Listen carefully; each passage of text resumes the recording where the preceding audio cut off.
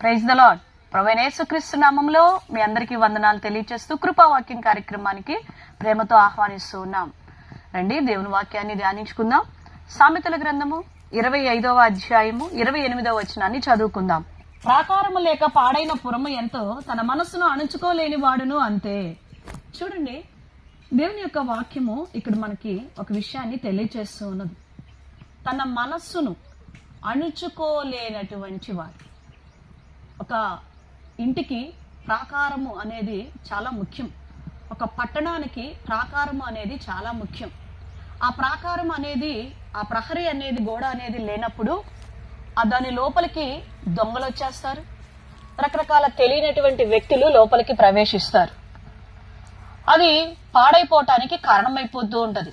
ఒక కంచె అనేది, ప్రాకారం అనేది లేనప్పుడు అది అనేక అల్లరి మూకకి, లేకపోతే భయంకరమైనటువంటి వ్యక్తులకు, దొంగలకు అది ఒక నిలయం అయిపోతూ ఉంది. ఆ స్థలము పాడైపోయినట్లుగా చూస్తూ ఉంటాం. అలానే తన మనసుకి కూడా ఒక ప్రాకారం అనేది లేనప్పుడు, తన మనస్సుని అణుచుకోలేనప్పుడు అతని యొక్క జీవితము కూడా పాడైపోయినటువంటి జీవితంగా మనం చూస్తూ ఉన్నాం.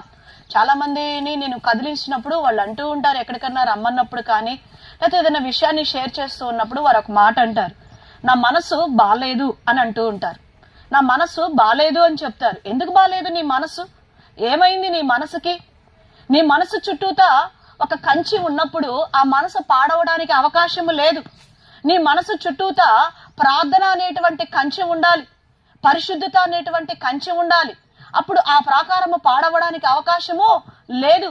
ప్రియదేవుని బిడ్డ, ఈరోజు నీ మనస్సును నువ్వు అణుచుకోవాలి, అదుపులో పెట్టుకోవాలి.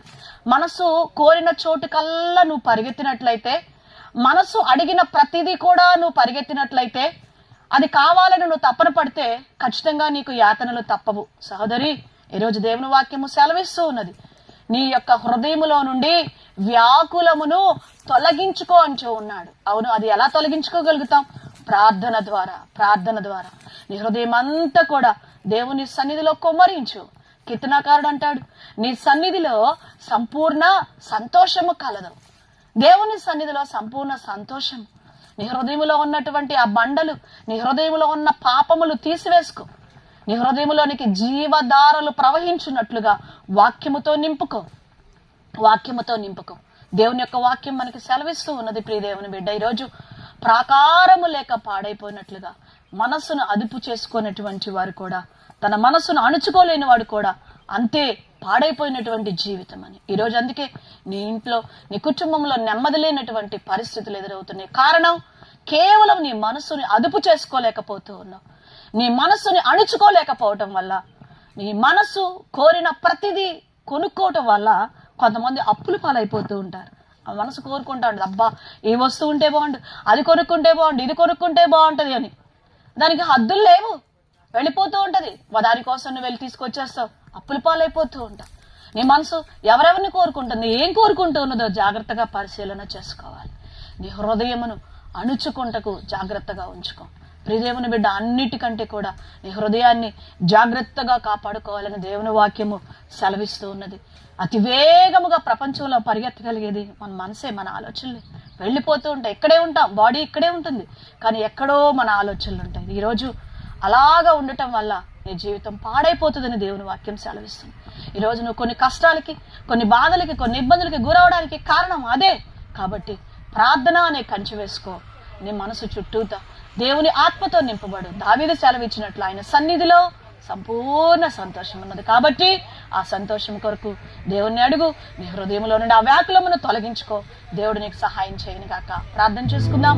పరిశుద్ధుడా, ప్రేమ కలిగిన మా తండ్రి, నీకు వందనాలు. ప్రాకారము లేక నైనా పట్టణం ఎలా పాడైపోతుందో, తన మనసును అణుచుకోలేని వాడు కూడా అంతే అన్నారు. అవును ప్రభువా, ఈ రోజు హృదయాన్ని అణుచుకోలేకపోవటం వల్ల అనేక ఇబ్బందులు పడిపోతూ ఉన్నాం, అనేక అప్పుల పాలైపోతున్నాం, నెమ్మది లేని స్థితికి వెళ్ళిపోతూ ఉన్నాం, ఆశీర్వాదం లేనటువంటి స్థితిలోనికి వెళ్ళిపోతున్నాం.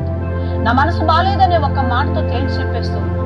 దానికి కారణమైనటువంటి ఆ వ్యాకులమును, అనగా ఆ పాపమును మేము తీసివేసుకోలేకపోతాం. ప్రార్థన ద్వారా మేము సరిచేసుకోగలుగుతాం. నీ వాక్యం ద్వారా మేము కంచి వేసుకోగలుగుతాం. అట్టి ప్రార్థన వాక్యముతో మేము కంచి వేసుకొని నీ కృపలో మేము వర్ధిల్లడానికి సహాయం చేయమని, మా హృదయములో నుండి జీవధారలు బయటకు వచ్చినట్లుగా సహాయం చేసి వాక్యమైన బిడ్డలు ఆశీర్వదించమని యేసు నామములో స్తుతిస్తూ ప్రార్థిస్తున్నాము తండ్రి. ఆమేన్.